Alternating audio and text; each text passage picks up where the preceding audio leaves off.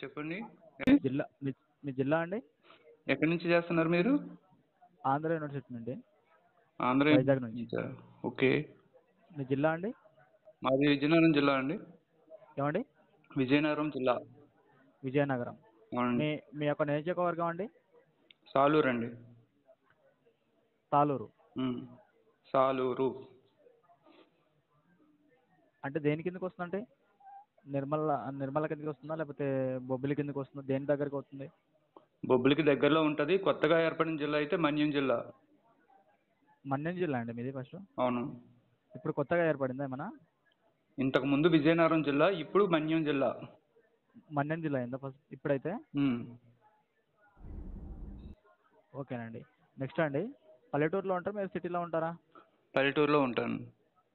పల్లెటూరులో ఉంటాం. ఏమంటే మీ వయసు తెలుసుకోవచ్చా అండి? 45 అండి. 45. 2019లో ఎవరికి వేశారండి ఓటు? అది చెప్పరు కదండి, అది చెప్పొచ్చా? అంటే చెప్పరు సార్, మీ యొక్క అభిప్రాయం చెప్పండి. మాకు ఇక్కడ క్వశ్చన్స్ బట్టి మార్కులు వస్తాయి అన్నమాట, 50 మార్క్స్. అది ఎవరు చెప్పరు కదండి. ఓటేసే ఎవరికి వేసారో చెప్తారా?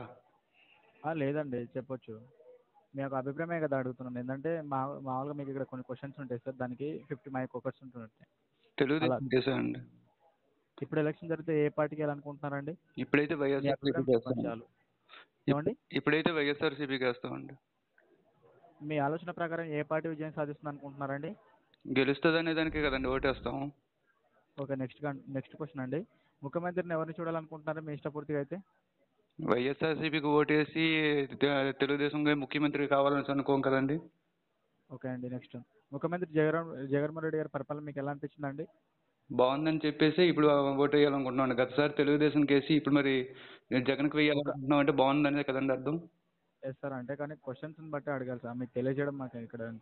1 నుంచి 10 మార్కులు ఎన్ని మార్కులు ఇస్తారు సార్ ఎవరికి? జగన్మోహన్ రెడ్డి గారికి? జగన్మోహన్ రెడ్డికి అయితే 10 అవుట్ ఆఫ్ 10 అండి. ఓకేనండి. ఇప్పుడు వైఎస్ఆర్సీపీ ఎమ్మెల్యే ఉన్నారు కదా సార్, అవును. టీడీపీకి చెందిన అభ్యర్థుల్లో వైఎస్ఆర్సీపీ ఎమ్మెల్యేని ఎవరైనా ఓడించగలరనే అభిప్రాయం ఏమైనా ఉందా సార్ మీకు? గత లేకుండా 20 సంవత్సరాలుగా ఓడించలేకపోయామండి. తెలుగుదేశం ఎన్నిసార్లు నేను ఓటేసినా కూడా ఆయన ఓడించలేకపోయాం. ఓకే, అంటే మీ అభిప్రాయం ప్రకారంగా ఖచ్చితంగా మళ్ళీ ఇక్కడ వైఎస్ఆర్సీపీ అభ్యర్థే గెలుస్తాడండి. ఓకే అండి.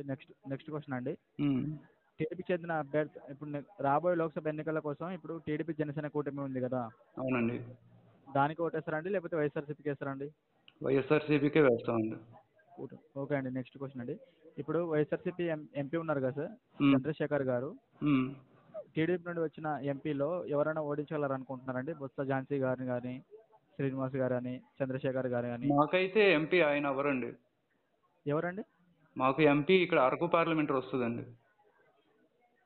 అంటే నేమేమని తెలుసుకోవచ్చండి? నేమైతే కనుక భాగ్యలక్ష్మి అండి, కొట్టగల్లి ఆవిడ భాగ్యలక్ష్మి. ఆమె ఓడిస్తారు అనుకుంటున్నారా? ఆమె గెలుస్తారు.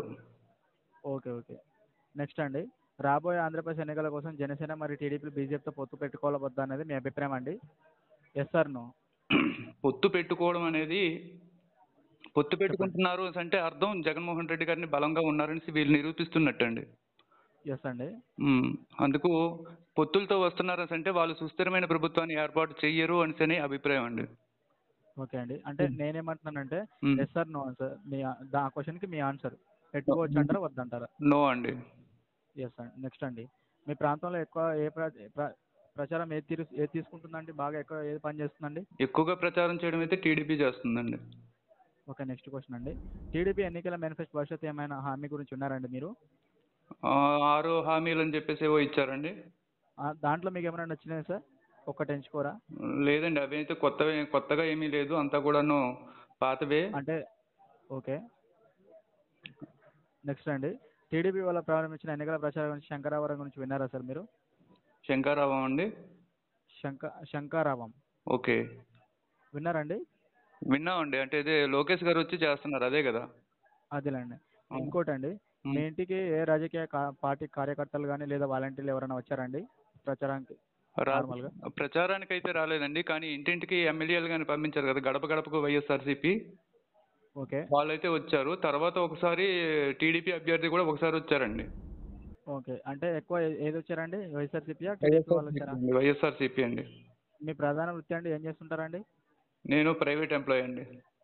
ప్రైవేట్, ఓకేనండి. మీ ఎంతవరకు చదువుకున్నట్టు తెలుసుకోవచ్చా అండి? గ్రాడ్యుయేట్ అండి. ఓకే అండి. నెక్స్ట్ వన్ అండి. దయచేసి మీ మతం తెలియజేయగలరా నాకు? హిందూ మతం అండి. ఎస్ అండి. సామాజిక వర్గం అండి? కాపు అండి. బీసీలోని కాపు అండి? సారీ, ఓసీ అండి. ఓసీలోని కాపు అండి? అవునండి. థ్యాంక్ యూ అండి, నా కోసం వెయిట్ చేసి సమాధానం చెప్పినందుకు. మీ థ్యాంక్ యూ పేరు వెరీ మచ్. ఏంటన్నారు? నా పేరు నరేష్ కుమార్ అండి. నరేష్ కుమార్. మరి మీ కాల్ ఏంటి గుజరాత్ ఏదో వస్తుంది? సారీ. మీ కాల్స్ గుజరాత్ నుంచి వస్తున్నట్టుగా వస్తుంది, ఇక్కడ చూపిస్తుంది. లేదు, అంటే మేము ఏం చేస్తామంటే ఇక్కడ కొన్ని క్వశ్చన్స్కి మీ యొక్క అభిప్రాయం తెలుసుకోవడం కోసం మా మొబైల్ నుంచి రాంగ్ డయల్ చేస్తాం అనమాట. ఒక 4 లెటర్స్ అలా తీసేసి, అలా తీయడం వల్ల మీకు కనెక్ట్ అవుతుంది. కనెక్ట్ అయిన వాళ్ళ ప్రతి కస్టమర్తో మేము ఇలా మాట్లాడి మీ యొక్క క్వశ్చన్కి అభిప్రాయం చెప్పండి సార్ అని చెప్పి ఇలా కనుక్కుంటాం అనమాట. జస్ట్ మీ సెర్చ్ కోసమే సార్, అంటే మీ అభిప్రాయం అనేది ఎలా ఉంది అనేది తెలుసుకోవడం కోసమే. కానీ మీ ప్రశ్నలు చూస్తుంటే మీరు జనసేన టీడీపీకి అనుకూలంగా అడుగుతున్నట్టుగా ఉన్నాయిగా. లేదండి. నేను నార్మల్గానే అడిగాను, ఉన్న క్వశ్చన్స్ నేను అడిగాను. ఓకే. థ్యాంక్ యూ అండి. థ్యాంక్ యూ అండి.